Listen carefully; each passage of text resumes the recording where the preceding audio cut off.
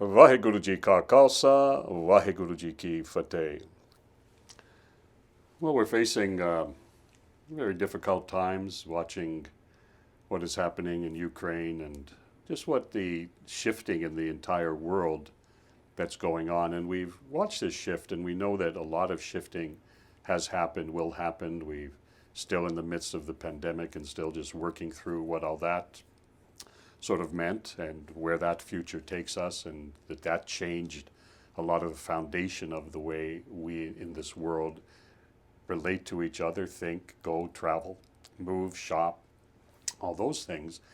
And on top of that, now we're dealing with this situation, which is really a terrifying situation, and especially talking to a lot of our young people and hearing from parents about their children who are seeing everything that's going on. That when we were their age, we didn't have, and teenagers and younger, we didn't have the access to the information that the children, the young people have today, with the videos and the YouTubes and everything else they've got happening, and seeing everything right at the moment that it happens. And it's affecting the psyche now, especially of the younger people. A lot of the younger people are talking to me and they're saying that they just very deeply feel everything that's happening in the devastation and can feel the movement of the earth. And our young people are so sensitive. And I heard from some parents that 2 or 3 days before everything kind of burst out, they saw that there was a shift in how the children were acting and reacting to things. So what we're saying is every bomb that's dropped, we feel that vibration in the undercurrent of the earth itself, and how that affects in the vibration of the earth, as well as how it affects our vibration, how our electromagnetic field is affected by what's happening, and how our psychoelectromagnetic field, that which we're taking into our psyche, watching what is happening, and in a sense feeling very helpless, that what can we do, what part can I play to help solve this, to help resolve it, to help ease the pain of those that are feeling it. We don't know the vastness, the depth of the pain that is being experienced. We live basically very comfortably. We see rising costs and things like that, then we complain about that, but relatively we live very, very good lives and free lives, you can say, just to a degree. So how does that all translate within us? How does that all work itself through within us? How do we then digest that? And how can we then reach out to help others to heal this world? It's not something that we don't understand, because we know that in this world, as this shift is coming towards this Aquarian age, as we know that we're in the depths of that shifting that has to happen. It's not, will it happen, will it happen? It will happen, it has to happen. But it takes some evolution for that to take place. What I'm saying is a world where we don't have to worry about these wars, where there is tolerance, where there is acceptance, where people are honored and not looked at what is different about us, but to see what is the same about us and how we can connect with each other and through each other.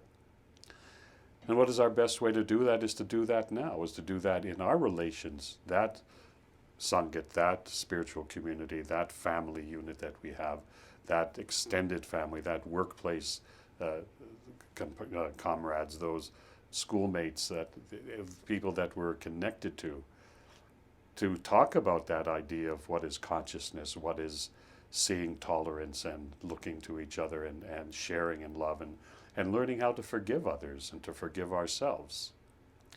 It shows us how fragile this world can sometimes be, and yet we still kind of infight with each other, complain and blame about, really you could say, very smaller kinds of things compared to what is happening in this world and what's happening really to the future of humanity. Because in a sense, it's not just, well, it's Russia coming in and there's Ukraine. It's how that Ukraine now is becoming that symbol for what is the future of humanity. What is the future for how humanity relates to each other? Do we just go bomb everybody out that we don't like and that's the end of everything? Or do we find ways and pathways to find unity?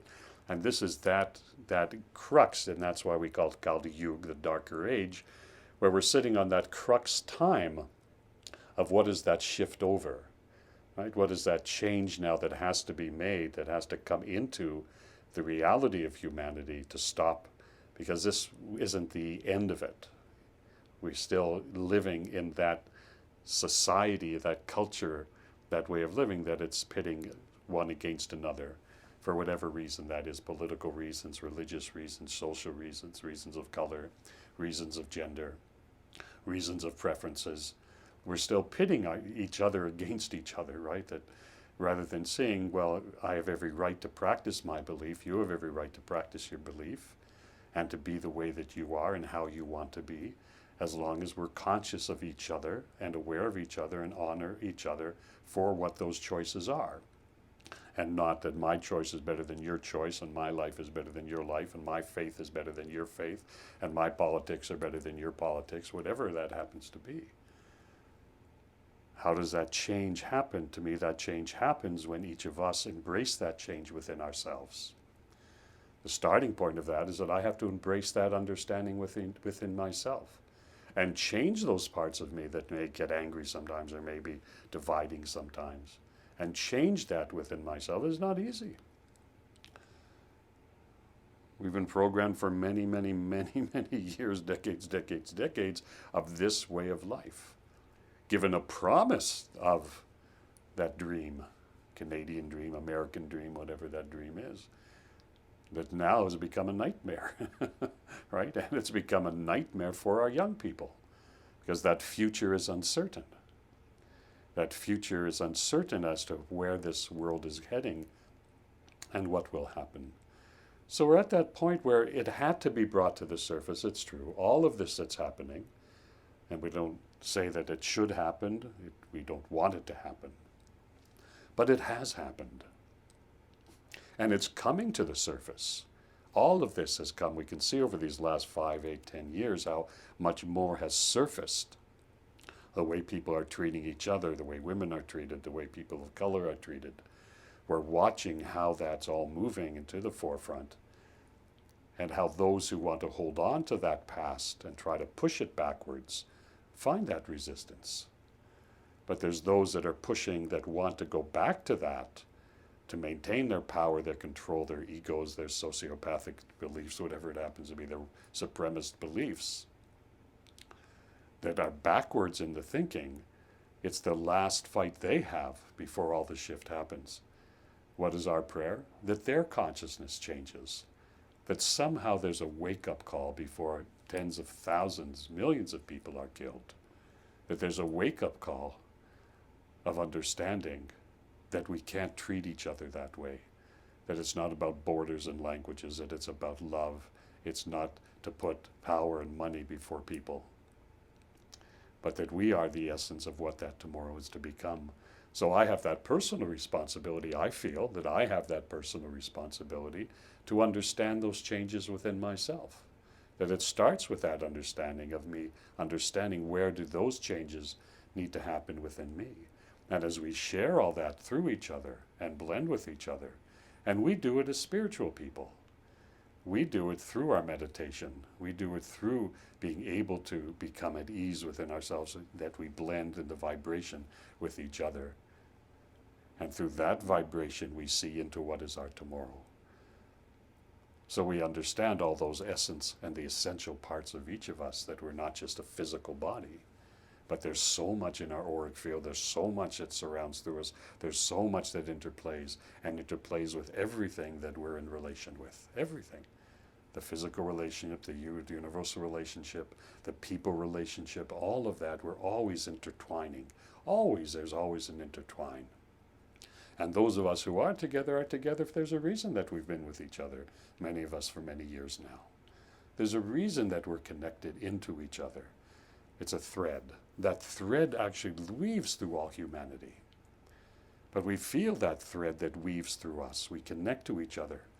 And we know that we're there. We know what those relationships for many years have been.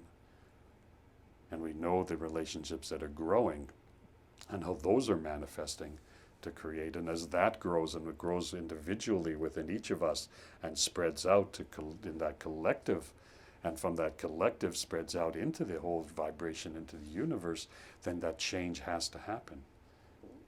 And the planets and the alignments of the planets are all lining up to give that experience. That's this, what we call that Aquarian age, or that shifting age. where there is an alignment.